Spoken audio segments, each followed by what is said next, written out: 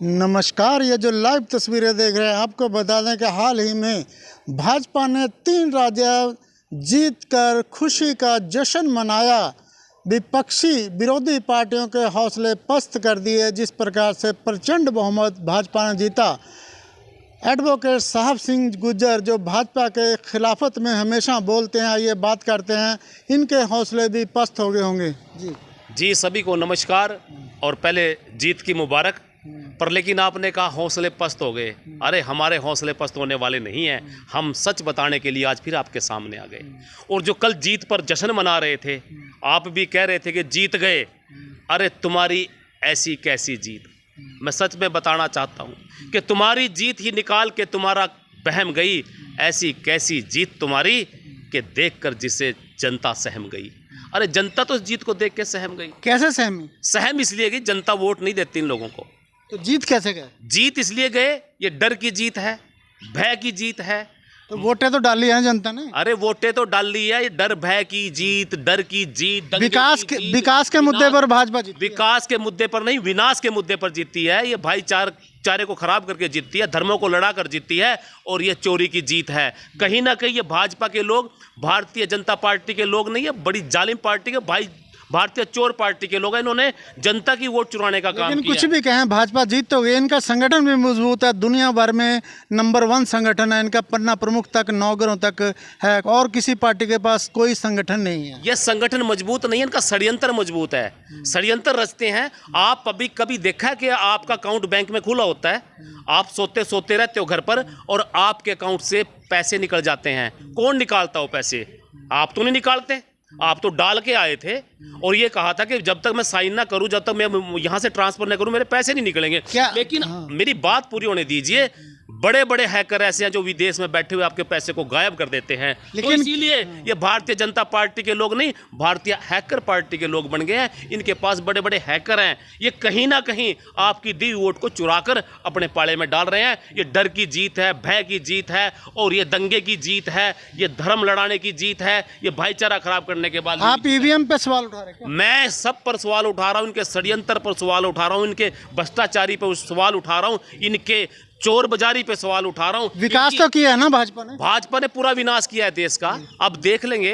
अभी जनता ने जो इनको देख के जनता परेशान है, इनको नहीं देखना चाहती। मैं तो हरियाणा की बात कर रहा हूँ, आप विकास की बात कर रहे हो। आप दूर मत जाइए, आप यमुनानगर के भाजपा का रिकॉर्ड निकाल के देखिए। इनका खुद का विकास हुआ है, चोर बाजारी में शामिल है। और कल भाजपा के लोग जो उछल कूद कर रहे थे बंदर की तरह, लूट के अंदर जिसको ये कमल के अंदर बोलते हैं, वो भी इनके विनाश का, इनके भ्रष्टाचार का, इनके खनन चोरी का, वो पैसे से बड़ा हुआ लूट के अंदर है। हर लिहाज से भाजपा मजबूत है, चाहे वो संगठन को लेके हो, चाहे वो पार्टी के पैसे को लेके हो। हर तरह से संगठन मजबूत है इनका। आप कहाँ खड़े हैं? भाजपा के विरोधी जो पार्टी हैं कहीं पे भी नजर नहीं आ रही। देखिए, भाजपा विरोधी पार्टी कौन, हमारा उनसे मतलब नहीं है। आज से पहले अंग्रेजों के खिलाफ भी यही कहा जाता था, ये तो अंग्रेजों की औलाद है। अंग्रेजों को भगाने में 200 साल लगे थे, 400 साल तक राज किया था, लेकिन उनको भगाने में 200 साल लग गए थे हमें। तब भी यही कहा जाता था अंग्रेज बहुत अच्छे हैं, तो इनको भगाने में टाइम लगेगा। ऐसी बात नहीं, अंग्रेजों की औलाद हैं। और ये जो जीत का जश्न मना रहे हैं, ऐसे ही उस टाइम भी अंग्रेज लोग जीत का जश्न मनाया करते थे। शहीदों को मारकर, हमारे देशभक्तों को मारकर, गोली से मारकर, तोप से उड़ाकर जश्न मनाया करते थे। छोटे मोटे मार्जिन से नहीं, प्रचंड बहुमत से जीत है भाजपा की। देखिए, जो प्रचंड जीत है, ये चोरी की जीत है, डर की जीत है, भय की जीत है, दंगे की जीत है, चोर बाजारी की जीत है, जातियों को लड़ाकर जीत है, धर्म को लड़ाकर जीत है, और ये भ्रष्टाचारी की जीत है, लूट की जीत है, षड्यंत्र की जीत है। ये वो जीत नहीं है जिससे मिलकर बंदा आदमी खुश हुए। इसलिए इनकी जीत के कोई मायने नहीं है। और मैं फिर दोहरा रहा हूँ वो पंक्तियाँ कि तुम्हारी जीत ही निकाल कर तुम्हारा बहम गई। ऐसी कैसी जीत जिसे देखकर जनता सहम गई। जनता तो परेशान है, जनता को वोट नहीं देना चाहती, ये वोट चुरा के ले जाते हैं। इन्होंने सारे षड्यंत्र रच लिए, लेकिन अंत सबका आएगा और सबका आया था, इनका भी अंत आने वाला है। ज़्यादा खुश रहने की जरूरत नहीं है। किसी से पूछ लीजिए, कोई इनको वोट दे के राजी नहीं, कोई इनकी शक्लें देख के राजी नहीं है। लेकिन ये जो जीत है, ये चुराई हुई चोरों की जीत है, भारतीय हैकर पार्टी की जीत है। लेकिन साहब सिंह गुर्जर जी, भाजपा ने इतने विकास कार्य करे हैं, इतनी जन कल्याणकारी योजना चलाएं, चाहे वो आयुष्मान को लेकर, चाहे वो BPL कार्ड को लेकर, हर घर तक इन्होंने जो भी जिसको भी ज़रूरत है, हर तरह से मदद की है जन कल्याणकारी नीतियों के माध्यम से, फिर आप विरोध में क्यों बोलते हो? देखिए, अंग्रेजों के बारे में कहा जाता था उन्होंने देश का विकास किया, उन्होंने रेल लाइन ऐसी बिछा दी थी जो आज तक देश की हमारी सरकारें नहीं बिछा पाई। वो ऐसा कानून लेके आए थे जो आज भी वो कानून मेरे देश में चल रहा है। क्या अंग्रेज अच्छे हो गए थे?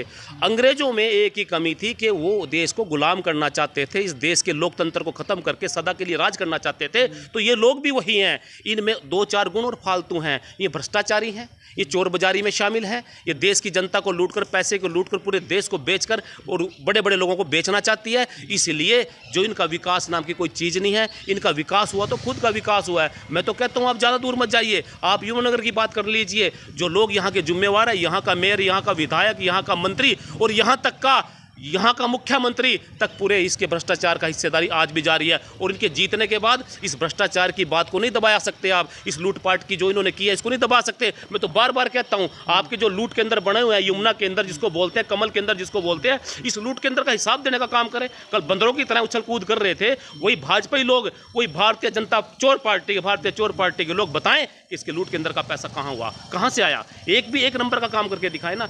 आज भ्रष्टाचार कहाँ पे है? आप सामने खड़े, तहसील कार्यालय के सामने जाकर अपनी रजिस्ट्री कराने जाइए, आपकी रजिस्ट्री वापस इसलिए कर दी जाएगी कि ये अनअप्रूव्ड एरिया में है। आप 2 लाख रुपए यहाँ के मुख्यमंत्री को, हरियाणा के मुख्यमंत्री को पंचकुला में, चंडीगढ़ में देकर आइए तो आपकी रजिस्ट्री जिस प्रकार से 3 राज्यों में प्रचंड बहुमत जीती है भाजपा, हरियाणा में भी सुर बदलने लगे हैं। जो विरोधी थे वो कहते थे भाजपा नहीं आएगी, लेकिन वो भी कह रहे हैं कि 2024 में केंद्र में और हरियाणा में भी भाजपा आएगी। देखिए, जो ये लोग कहते हैं ये तो डर के मारे कहते हैं।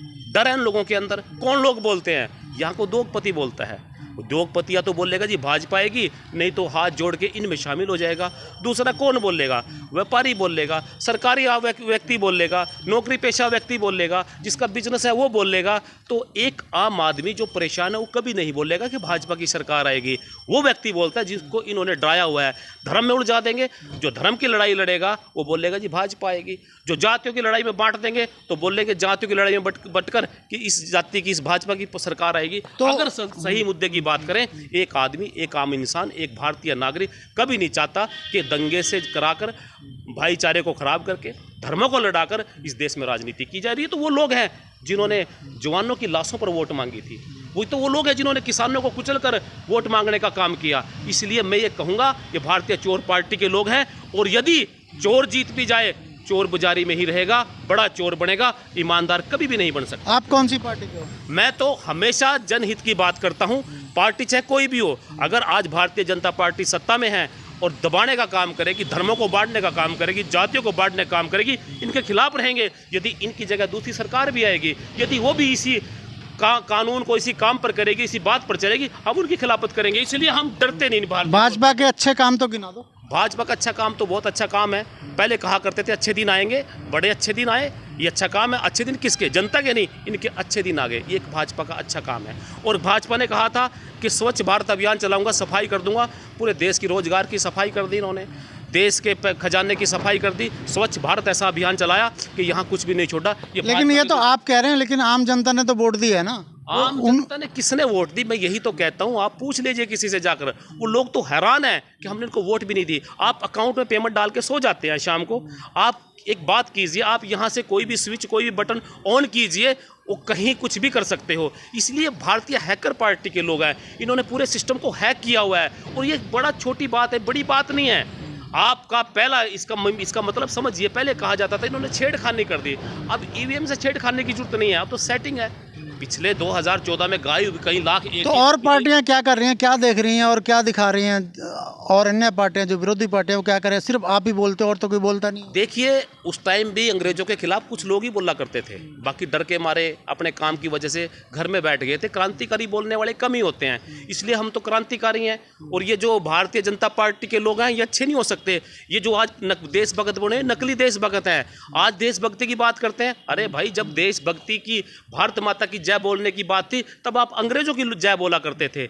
इसलिए ये लोगों के खिलाफ बोलने के लिए क्रांतिकारी कम ही होते हैं, ज़्यादा नहीं होते। और हमेशा क्रांतिकारी ही बोलेगा। और हमारे अंदर तो आज भी देशभक्ति का खून है। ये नकली देशभक्त है, इसलिए हमेशा इनके खिलाफ बोलने का काम करेंगे। हमारा जोश कभी कम नहीं होगा। 2024 में किसकी सरकार बनेगी? देखिए, 2024 में मैं तो कहता हूँ देखो मेरे कहने से कुछ ना भी बने, लेकिन एक मांग जरूर है कि बैलेट पेपर से चुनाव कराने का काम करें, तो साथ सच्चाई सामने आ जाएगी। और ये लोग उन्होंने सिस्टम हैक कर लिया, इनके बस की बात नहीं रहेगी। सच्चाई की जीत होगी, सच की जीत होगी। बेईमान इस देश से सत्ता से बाहर चले जाएंगे और हमारा जोश ऐसा ही बना रहेगा, और ये जोश हमारा कम नहीं हो सकता। वही जोश और वही जुनून है इन भाजपाई चोरों की रगों में अंग्रेजों का, और हमारी रगों में देशभक्ति खून है। हमेशा इनके खिलाफ बोलने का काम करेंगे। लेकिन साहब सिंह जी, जिस प्रकार से देश आगे बढ़ रहे हैं, नई नई टेक्नोलॉजी आ रही है, लेकिन आप पीछे लेके जा रहे हैं बैलेट पेपर को। देखिए एक चीज़ सामने आती है, टेक्नोलॉजी तो ये लेके नहीं आए, इनकी तो टेक्नोलॉजी दी हुई नहीं है। कब आई थी? ये तो 1980 84 85 90 2000 में आ गई थी।